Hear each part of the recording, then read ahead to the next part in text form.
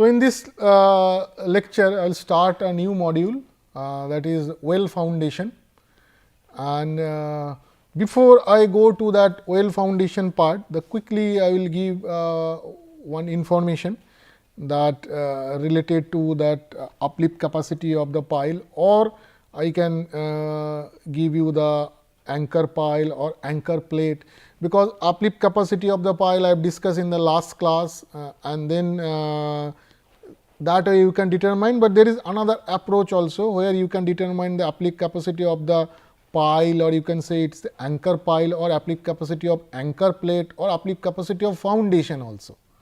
Okay. So, that is given by Maroff and Adams, it is 1968, which is in for clay, which is the same as the uplift capacity of the pile. There will be a addition factor into the undrained coefficient into the area divided by weight of the pile. So, that means the friction resistance plus the weight of the pile. So, addition factor you can take same as the addition factor under compression, and then this way you can determine the uplift capacity of the pile in clay, or I should not say it is the pile, it can be anchor plate, it can be foundation also, uplift capacity of the foundation, and then it is for uniform diameter. So, suppose if it is for enlarged base, then that means base or the that I was talking about, if it is a kind of this kind of foundation, or it is in kind of anchor plate. Okay.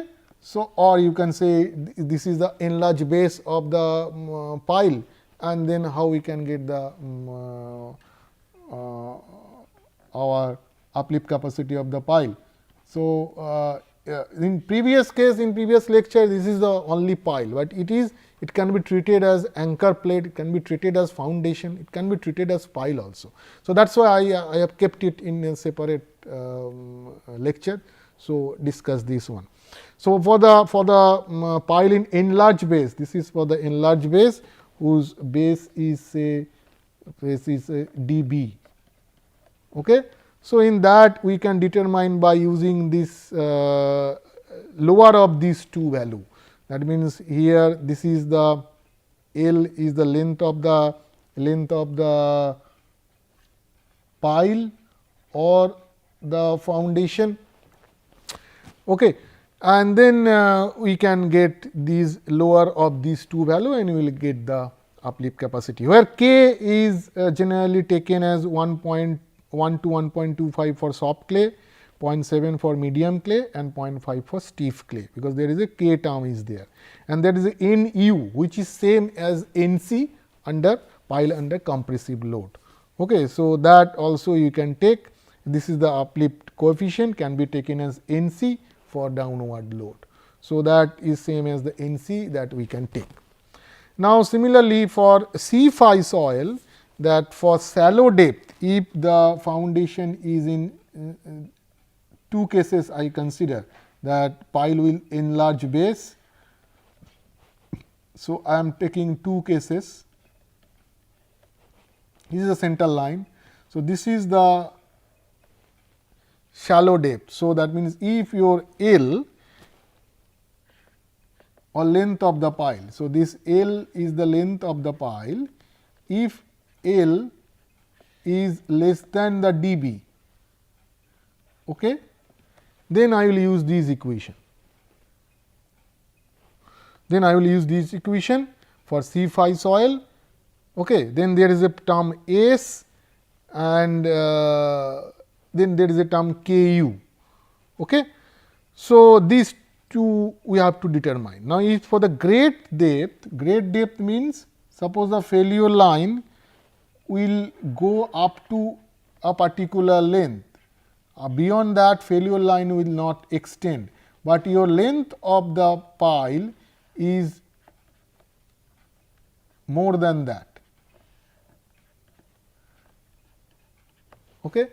This is the H up to which failure line is been extended, and this is length is more than the H. So, H is the height up to which failure plane is been extended under uplift, because this is under uplift. So, previously also this is also under uplift. Okay. So, then this is assume that there will be a block which is moving up, here also this is assumed, that is why is adhesion factor L is alpha is taken as 1, because then in such case the adhesion is between soil to soil. So, and then this is the value, then how I will calculate the, so what are the unknowns we have to calculate? We do not know what is the H value, we do not know what is the Ku value, and we do not know what is the S value. Other parameters are known, Cu is known, dB is known, unit weight is also known, L is known, L is the length of the pile, but you have to know what is this value Ku and H. So, for the grade depth, either you can use this equation or there is a upper limit also. This is the upper limit. Okay. So, that means this value should not be greater than this equation, which where sigma v is the effective vertical stress at pile base. That means, at this point we have to calculate sigma v bar, and NQ is the your same as the NQ that we use for the foundation. Okay, or you can use it for the pile under compressive.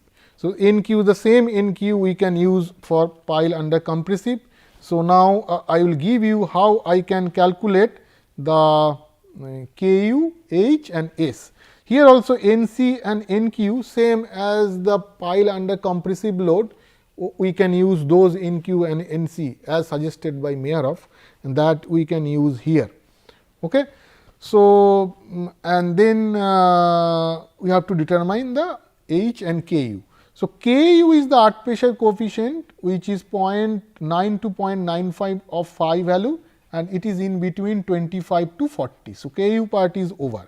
M is the coefficient depends on the phi value, and H is the limiting height of the failure surface. S is the safe factor, which can be determined by using these expression, and the maximum value of the safe factor is this value. So, now let's explain that how we can use these things. So, suppose this is for the phi.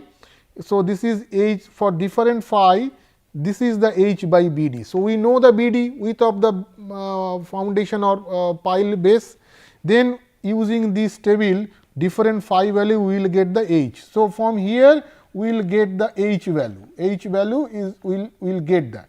So, we will get the H value from this here, because we know the dB, we will get the H value, and we will get the M value also here, and we will get the S max also here.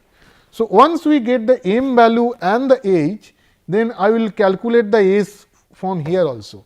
I know the L, I know the dB, and I will get the M from this table. So, I will get the S value. So, S is known. Once I get the H, I will check whether that L is greater than H or not. Okay. So, if it is not, then I have to use the previous equation. Okay. And if it is L is greater than H, then I have to use these equation. And so, that means H part is gone, I know the H, Ku value is given, Ku I will get, and S also I will get, because I will aim from here, and then I will determine the S by using these equation. Now, in this equation I know M, I know L, I know dB, but then I have to check the S that I am getting is within S max or not. If it is within S max, then I will get that H, that S, and if it is greater than S max, then I will use the S max value. Okay? And then other equations are straightforward that we can use. Remember that the NC, NQ, this coefficient I can use, or this factor I can use the same as under piles under compressive load. Alpha value also I can use for uniform case, the same alpha pile under compressive load, and these other factors are I have already explained. The two cases, one is if the failure surface within the pile length, and if the failure surface is up to the pile length, or I should say one is the pile length is above the failure surface, and another length is pile length within the failure surface. So, that I have to check by calculating H and the length, and then I have to check which condition I have to use. So, these are the equation for enlarged bed. So, if it is shallow depth, then I will use the equation A. If it is great depth, then I will equation B. But remember that this value, either you use equation A or equation B, should not be greater than the upper limit. So, upper limit will be this one, and that is the upper limit. So, diameter dB is the diameter of the base, and d is the diameter of the shaft. Okay. So, that means what is the difference between dB and the d? Suppose this is the diameter of the base,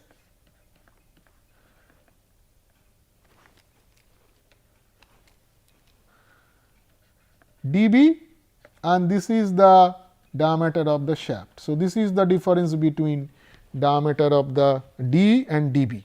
Okay. Other things, and Fs is the frictional resistance. So, that means for it is, if it is a C5 soil, then you can calculate the Fs value, and As value is the area of that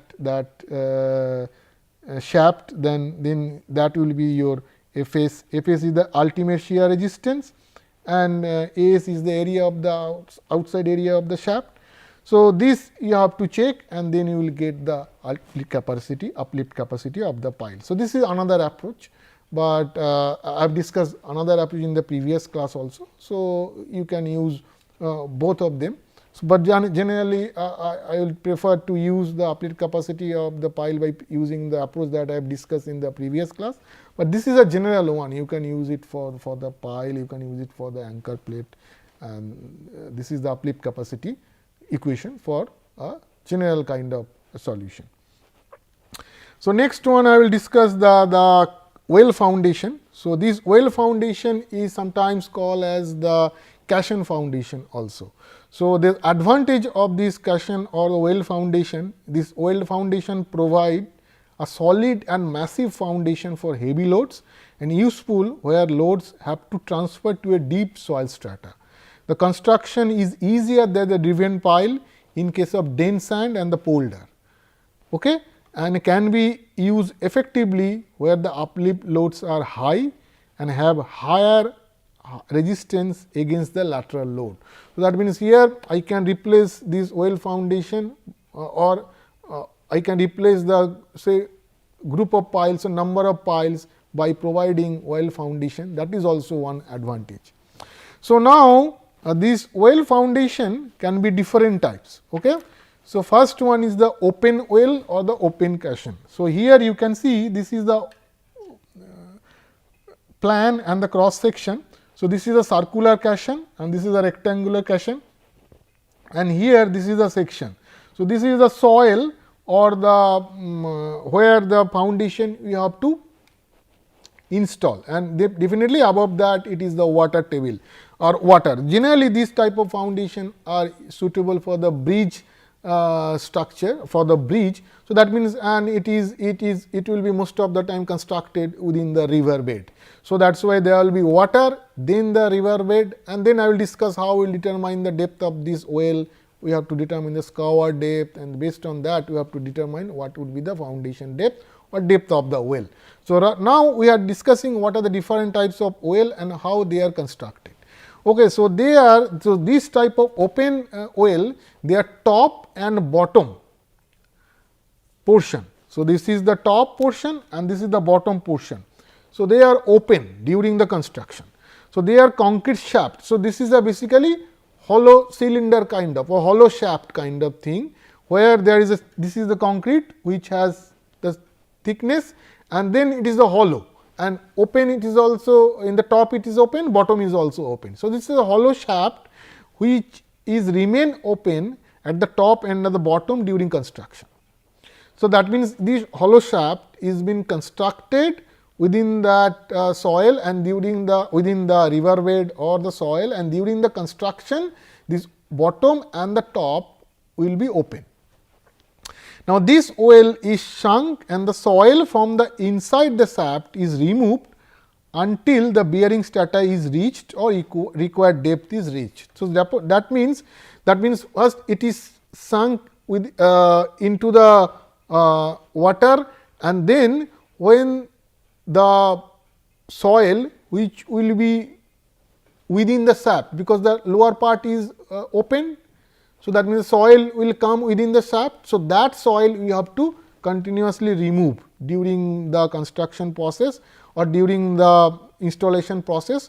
So, until it reached the required depth or a bearing strata. So, that means, this soil inside the shaft is removed.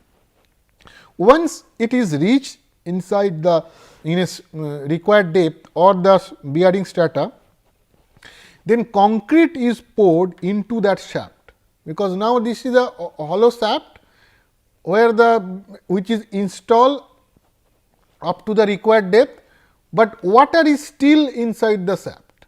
Water is not removed, only the soil which is removed inside the shaft, within the shaft. So, there will be water, but once it is reached the required depth, then the concrete is poured within the shaft and the underwater. That means, it is water is there within the shaft and the concrete is poured, and to seal the bottommost part of the bottom part of the well. So, that means, top part is open, bottom part is open. Now, once it is reached at the bearing strata, this concrete is poured through underwater to form a seal at the bottom of the shaft. So, now the bottom is sealed by concreting, and then once the concrete seal hardens, then the water is pumped out from the inside the shaft. Now, once the concrete is hardened, then water can be pumped out, because before if you pumped out the water, then water surrounding that portion will again enter into the shaft. So, that is why the bottom portion of the shaft is sealed. Now, the water is pumped out once the seal or the concrete seal hardens. Now, water is pumped out from the soil from the shaft, and then now within the shaft there is no water, even there is no soil also, concrete is at the bottom of the shaft. Now, inside that portion is filled with now sand generally or concrete. Now, this inside portion is filled with sand. Now, this type of well can be constructed up to a depth, up to a great depth, any depth, and it is cost is relatively low. The progress of construction in boulder deposit is very slow. So, the advantage is can be installed for any depth, but it cost is very low. But the disadvantages are the progress of construction in boulder deposit is very slow, the lack of quality control over the concreting, because concrete is now concreting is done underwater. So, quality control is very difficult for this type of construction. So, the quality control over the concrete poured into the shaft for the seal is very difficult. The bottom of the well cannot be inspected or cleaned out. Okay. So, because of bottom is on the surface, so it is cannot be inspected properly and cleaned out. So, one day it is sealed by the sand, filled by the sand, then the top plug or the top portion is concrete is done, and then it is sealed. So, this is the total construction process for the open caisson. So, it has some advantages and the limitations also. So, the next one is the box caisson, where the bottom portion is closed, but top portion is still open, and they are constructed in the land and then transported to the construction site. The previous one was constructed in the site itself, but here it is constructed in the land and then transported to the construction site, and they are generally sunk into the site by filling inside the sand, ballast or concrete, because now the bottom is sealed. So, water cannot enter. So, but they are sunk into the water by placing sand or ballast or concrete inside that shaft, and they place up to the required depth, where there should be a previously leveled foundation base, because if the foundation base is level, then this type of caisson can be useful or can be installed. Okay. So, they are placed previously leveled foundation base. So, they are used where loads are not heavy and bearing stratum is available at a shallow depth. The advantage is the cost is this type of construction is low, and the disadvantages are the bearing surface or foundation base must be level or should be leveled before it is installed. Then care has to be taken to protect the foundation bed from the scouring action. The next one is the pneumatic caisson or the well. So, these type of caisson are generally used for up to a depth of 15 to 40 meter. So, this type of well is used when the excavation cannot be kept open, because what is the difference between this one and the first one? In the first one, both bottom and top are open. So, sometimes if it is not possible that the excavation cannot be open, because soil can enter or water can enter. So, in such case this type of caisson can be done, or can be caisson or well can be used. So, here what is that? There will be a construction or working chamber. So, this is working chamber. So, where worker can work within that working chamber. So, height of the chamber is at least 3 meter. Okay. So, this chamber worker excavate the soil, because now here, because if it is difficult to keep the excavation part open, because in the first open caisson the excavation is done, but that the bottom is still open, but sometimes it is very difficult to do that, or if it is not possible, then you will go for this type of caisson. So, where working chamber, under this working chamber this worker excavate the soil, and then here air pressure in the chamber is kept high enough to prevent water and soil entering. So, as I mentioned that there is a possibility of entering the soil and water within the excavation. So, that means here the high air pressure is maintained within the working chamber, so that water and the soil cannot enter within the working chamber. So, that is why we have to take care the health issue of the workers, and if required, then there will be a rotation of the workers within the working chamber. They cannot be work for long time within that chamber. So, there will be a shorter duration of the working period for the worker, because if we provide the very high pressure within the working chamber. So, now there is a shaft, and within the shaft there is a ladder. So, this worker can leave and enter the chamber through this shaft in the means of ladder. This shaft can be also used to remove the soil and placement of the concrete. So, multiple shafts are used for large caisson construction, and airlock is provided to each shaft, obviously, because worker has to be inside the worker will work inside the chamber. So, that means here when the soils are excavated, those soils are removed through the shaft, and later on these will be used for the concreting purpose also. So, now this type of caisson is seen gradually as excavation proceeds, and when the bearing strata is reached, the working chamber is filled with concrete. So, that is act as a bottom plug. So, that means working chamber is sealed. Now, for this type of caisson, better control in sinking and the supervision is possible. Now, bottom chamber can be sealed effectively, because now there is no water when the concrete is being done for the seal of the bottom pass, because it is done under dry condition. So, better quality control during the concreting is possible, and obstruction during the sinking such as boulders, which is a problem in the open caisson, that can be also removed, because water that worker can within the working chamber can excavate the soil. So, that issues can be solved. So, but the disadvantages are that this is a very costly method, and this type of well can be used up to 30 to 40 meter. Okay. And for the open caisson, it can use for greater depth, for even for more than 40 meter also. So, these are different components of well. So, this is as I was talking about this is the bottom plug. Okay. So, this is the concreting, this bottom concreting, this is the sand filling, then again the top plug, and then the well cap. So, these are this is the plan, and this is the section, this is the well, and then is the piers, bearing, and then the girdle. So, this is a bridge construction. So, what are the different components? That the well cap, this is the well cap.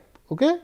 This well cap is generally monolithically cast with the staining. So, this well cap is transmit the load to the staining. Okay, no, what is staining? Staining is basically the main body of this well. Okay, so that shaft we are talking about. So, this is the staining, which is the side concreting walls. This is the main body of the shaft. So, this staining and the top well cap are cast at a time, and this the purpose of this staining is transfer the load to the subsoil. Then the crab is this one, this is a well crab. So, this is the crab. So, this helps to process the sinking. Cutting edge, it cuts into the soil during the sinking. Then bottom plug, so this is the bottom plug, it also helps to transfer the load to the substructure. Then top plugs, so this is the top plugs, and in between bottom plug and the top plug, this is the sand filling. So, top plug, it provides contact between the well cap and the sand filling and help the transfer the load through the sand filling. Okay. So, these different components, and then what are the different shapes of the well. So, circular shape is the most common shape of the well. In addition to that, there will be a rectangular shape of the well, and other shapes are also described here. So, these are the different shapes of well. So, now we are talking about how we can determine the depth of a well, how we will decide that. So, to know that, we have to determine what would the scour depth for a particular site. So, that scour depth we can use by using the Lacy's formula. So, that is the D is the scour depth. Okay. So, Q is the discharge and F is the Lacy's factor, which is generally 1.76 root over m. M is the mean size of the particles, mean size of the particles in millimeter. Q is the discharge. So, now by using these equation, you will get the scour depth, and we have a chart by which also we can get that what is the this A value, which is the Lacy's factor, seal factor, we can get directly depending upon the particle size and depending upon the type of soil bed. So, that means medium sand, if the particle size is 0.3, mean that is the mean size of the particle is in millimeter. If it is 0.3, then the F is 0.96. If it is 0.5, this is F is 1.24.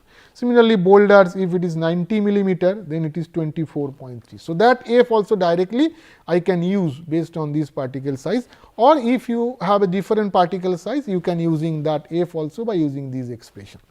You can calculate the F by using these expression. Then once I get the scour depth, so that means this code has given. So, there are two codes, generally the IRC and the IS code. So, they have recommended to increase the scour depth or the maximum scour depth by this amount depending upon the different types of section. Suppose if it is a straight stretch, so that means the scour depth that you will get. So, maximum scour depth will be 1.27 times of that D. Okay. Then at a moderate bend, so this will be 1.5 times of D. At a severe bend, it will be 1.7 times of D. At a right angle bend, it will be 2 times of D. At upstream noses of guide bank, it will be 2.7 times of D. So, that means first you will determine the D value, scour depth, then you will determine the maximum scour depth. Okay. Now, we have to determine what will be the grebe length. So, grebe length, minimum grebe length is 1/3 of maximum scour depth. Okay. So, that is the recommendation. So, that means as per IS code 3955/190/67, the depth of foundation should be more than 1.33 times the deepest scour below the high flood level. So, that means suppose this is your high flood level HFL, high flood level, and then first you calculate the scour depth, then you will calculate the maximum scour depth. So, by this recommendation. So, this is the maximum scour depth.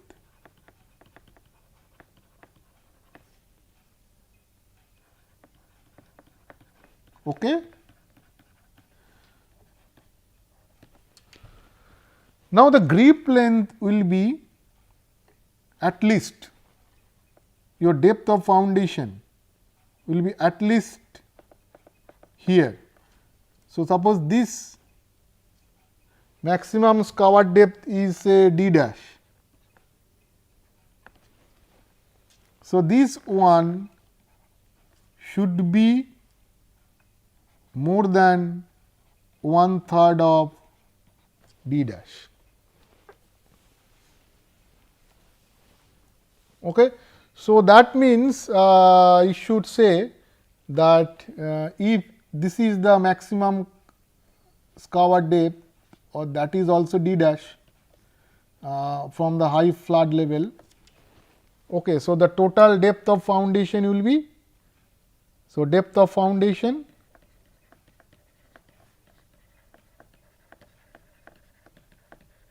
will be, should be greater than d dash plus 1/3 of d dash.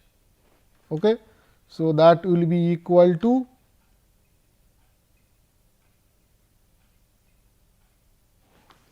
this is d dash, this is I should say d dash 1 plus 0.33.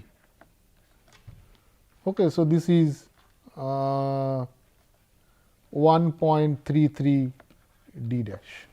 Okay. So, that is the IS recommendation, that your depth of foundation should be greater than 1.33 of the maximum scour depth below the HFL, high your high flood level.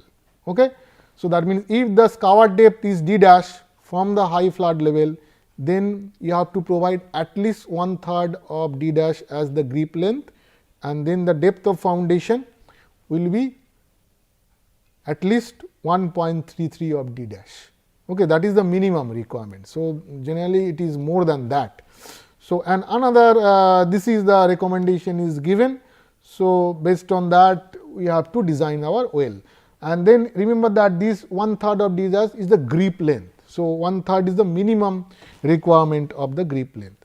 So, in the next class I will discuss that what will be the thickness of the concrete seal in open caisson or well. So, because if you see the one particular cross section of a caisson. So, here what is the construction technique? I have discussed that first this, once it is reached the bearing strata, then the concreting is done, okay, and under water. Even when the for pneumatic caisson also, the working chamber is filled with the concrete. So, for the open caisson, this concrete is done under water. So, that means, what would be the thickness of this bottom plug, or what would be the thickness of this concreting? Because when there is a concrete is done, then basically the shaft is there will be a buoyancy force, this which is acting upward direction at the bottom of the shaft. So, you have to provide sufficient thickness of this concrete, so that that force can be taken care, otherwise it will go upward direction. So, how this where this buoyancy force can be taken care. So, those things will be discussed in the next class, because then based on that we have to decide what will be the required thickness of this concrete for the open caisson. So, that I will discuss in the next class, the thickness of the concrete seal which is applied during the open caisson, so that we can prevent that buoyancy force, and then we will provide, there are other issues also. So, those will be discussed in the next class. Thank you.